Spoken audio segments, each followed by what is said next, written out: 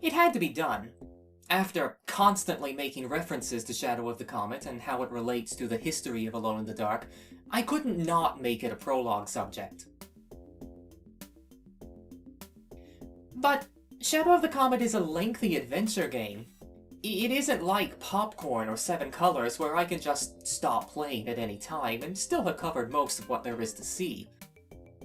So, instead of playing Shadow of the Comet for this prologue, let's play the Shadow of the Comet demo.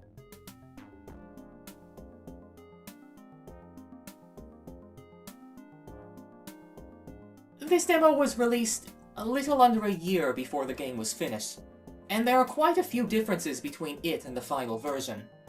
The names, the music, many of the animations. There are two parts to the demo. A handful of playable rooms, which we'll look at in a moment, and a lengthy slideshow of other scenes.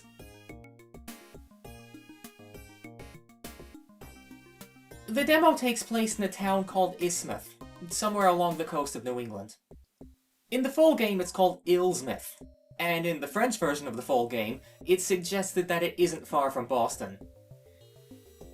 It's clearly meant to be based on Lovecraft's fictional Innsmouth, Massachusetts, although it doesn't much resemble how Lovecraft described that town. Hubert Chaudeau, the game's writer, said the plot was drawn from Lovecraft's The Shadow over Innsmouth and the Dunwich Horror, although it doesn't much resemble those stories either.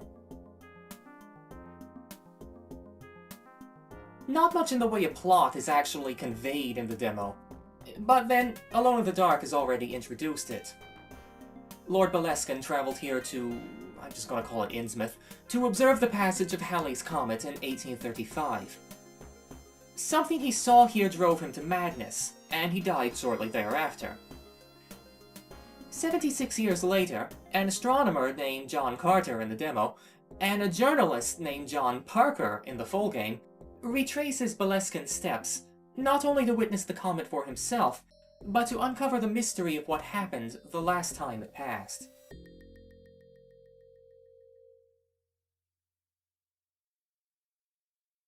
In terms of overall game mechanics, Shadow of the Comet is a fairly standard 2D adventure. It's by no means an easy game. Sudden deaths and unwinnable situations are a distressingly frequent occurrence.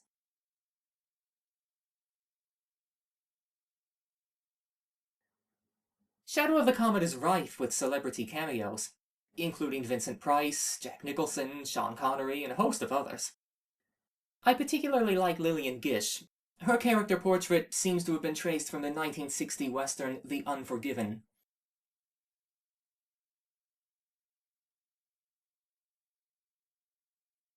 Shadow of the Comet was released in 1993.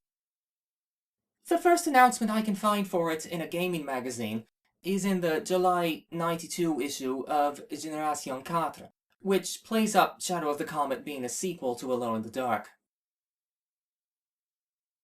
We've already discussed that story, how Infogrames acquired the rights to adapt Chaosium's Call of Cthulhu into a video game, and how they then tried to spin that into a series with Alone in the Dark as the first installment.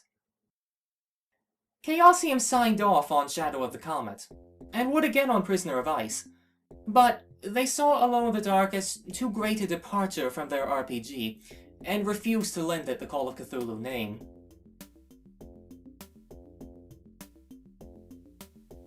But what if Chaosium hadn't withdrawn their support, and the Call of Cthulhu series became a reality? What would it have been? It was advertised as a pentalogy. The first episode, Alone in the Dark, would have been titled Doom of Derceto. The second episode would have been this game, Shadow of the Comet. The third, Prisoner of Ice. What about the other two? Well, episodes 4 and 5 were Doom of Derceto and Shadow of the Comet again. You see, computer CD-ROM drives had been invented in 1985, but were still a rarity at the start of the 1990s. As the decade wore on, they quickly became more common. Some cite FMV games in general, and The Seventh Guest in particular, as being the impetus for the format's sudden adoption. I know I got one in '93. Infogrames planned on re-releasing Alone in the Dark and Shadow of the Comet on CD-ROM with added content. In Alone in the Dark's case, they claimed the graphics would be overhauled and new rooms and puzzles added.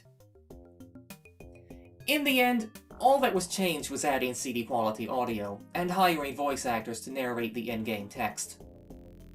Shadow of the Comet did get some new content, but not in the game itself, it was purely bonus material.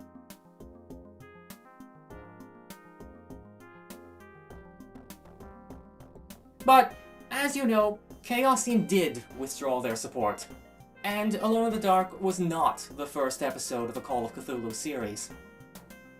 Bruno Bonnell must have really hated the idea of a standalone game, as another series was soon created for it, Virtual Dreams. Once more, Alone in the Dark was the first installment. It was also the last. Infogrames would never mention Virtual Dreams again. Although the name never reappeared, the concept of the series was, to some extent, carried out. Virtual Dreams was supposed to be a collection of 3D adventure games, not necessarily related to each other, but all sharing the Alone in the Dark game engine. Alone in the Dark 2 and 3 would fit, as would Timegate Night's Chase.